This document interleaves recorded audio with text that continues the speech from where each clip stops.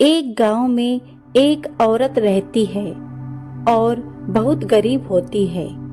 उसका एक छोटा सा बेटा होता है। उसका नाम श्याम होता है। उस औरत के बेटे के जन्म के 6 महीने पहले किसी बीमारी के चलते उसके पति की मृत्यु हो जाती है। श्याम अपनी माँ के साथ रहता है। उसकी माँ श्याम को अपनी जान से भी ज्यादा प्यार करती है, क्योंकि वही उसके पति की एकमात्र सहारा होता है। वो मेहनत और मजदूरी करके अपने बच्चे का पालन पोषण करती है और कभी भी पिता की कमी महसूस नहीं होने देती। उसको पढ़ाती लिखाती है ताकि वह पढ़ लिख कर अपने पैर पर खड़ा हो सके, एक कामयाब इंसान बन सके, ताकि उसे किसी के आगे मांगने के लिए हाथ ना फैलाना पड़े। धीरे धीरे श्याम हाई स्कूल पास कर लेता है तो पढ़ने के लिए उसे गांव से दूर शहर जाना पड़ता है। श्याम दिल लगाकर पढ़ाई करता है और मंडल में टॉप रैंक हासिल करता है। फिर वह शहर के एक नामी महाविद्यालय से स्नातक और परा स्नातक की पढ़ाई करता है। एक दिन श्याम अपनी माँ से बाहर जाकर पढ़ाई करने की जिद करता है। माँ कहती है कि बेटा, मेरी उम्र इतनी नहीं है कि अब मैं अकेली रह सकूं। फिर बाहर पढ़ने के लिए पैसा भी तो चाहिए, और मैं चाहती हूँ कि तू यहाँ पर ही रहकर पढ़ाई कर और यहीं पर कोई नौकरी कर ले। लेकिन श्याम कहता है, कॉलेज की तरफ से स्कॉलरशिप वीजा पर पढ़ने जा रहा हूँ और उसका सारा खर्चा भी सरकार खुद ही उठाएगी। श्याम जिद पकड़ लेता है।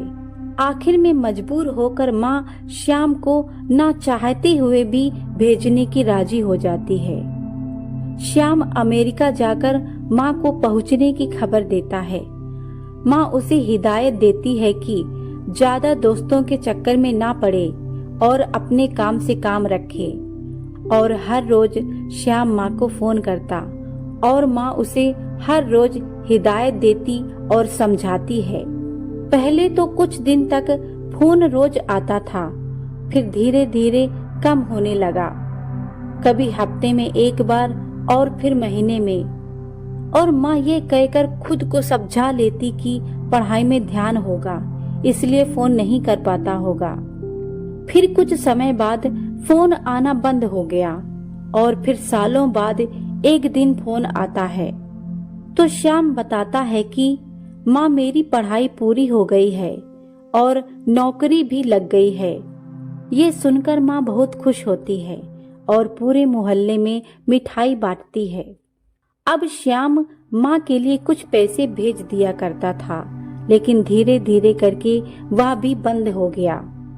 फिर 2 साल बाद फोन आता है तो श्याम बताता है कि माँ, मैंने शादी कर ली है।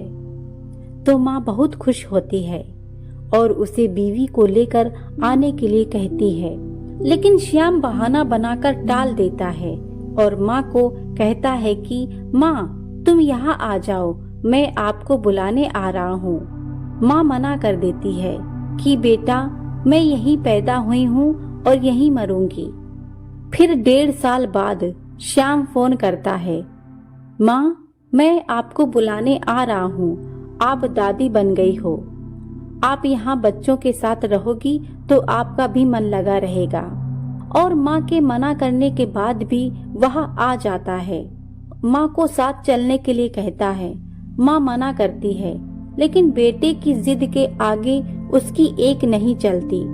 श्याम अपना गांव वाला घर भी बेच देता है और सामान और माँ को लेकर एयरपोर्ट पर आ जाता है। माँ को एक सीट पर बैठाकर कहता है, माँ, मैं टिकट लेकर आता हूँ। यह कहकर चला जाता है। माँ बैठी बैठी इंतजार करती है। 10 मिनट, 30 मिनट, 1 घंटा, 2 घंटा और 5 से 6 घंटे हो जाते हैं, लेकिन श्याम वापस नहीं आता। माँ परेशान होने लगती है। माँ को परेशान देखकर एक गार्ड उनके पास आता है और पूछता है, माँ जी, आप परेशान लग रही हैं और काफी देर से बैठी हैं। मैं आपको देख रहा हूँ। आप किसी का इंतजार कर रही हैं क्या? तो वो सारी बात उसे बताती है कि मेरा बेटा टिकट लेने गया है और अभी वापस नहीं आया। तो गार्ड नाम पूछता है और बोलता है, माँ, मैं जाकर पता करके आता हूँ, आप यहीं बैठो। और 5 मिनट के बाद गार्ड आता है और बताता है, माँ जी, इस नाम का व्यक्ति तो 2 बजे की फ्लाइट से चला गया, जो कि अमेरिका गई है। इतना सुनते ही माँ कहती है, नहीं, मेरा बेटा मुझे छोड़कर नहीं जा सकता। आप फिर से जाकर चेक करिए, शायद आपने गलत पता किया हो। गार्ड फिर से जाता है और आकर बताता है कि इस नाम का और कोई व्यक्ति आज जाने वाला नहीं है। आपका बेटा चला गया। बूढ़ी माँ की सांस अटक जाती है, आंखों में आंसू झरझर बहने लगते हैं और धम्म से नीचे गिर जाती है। गार्ड उसे उठाकर कुर्सी पर बैठाता है और पूछता है, आपके घर का पता बताइए, मैं आपको घर तक छोड़ दूंगा। इतना सुनते ही बूढ़ी माँ की दबी सी आवाज बाहर आती है और रोते हुए कहती है कि बेटा, मैंने ऐसा क्या बुरा किया जो तूने मेरे साथ ऐसा किया? तू अपनी दुनिया में खुश था, मैं अपनी दुनिया में खुश थी। मुझे कोई दिक्कत नहीं तुझसे। शायद मेरी परवरिश में ही कोई कमी रह गई है। मुझे माफ करना। तो जहाँ भी रहे खुश रहना। अगर तुझे ये सब करके खुशी मिली हो तो ऐसे ही सही।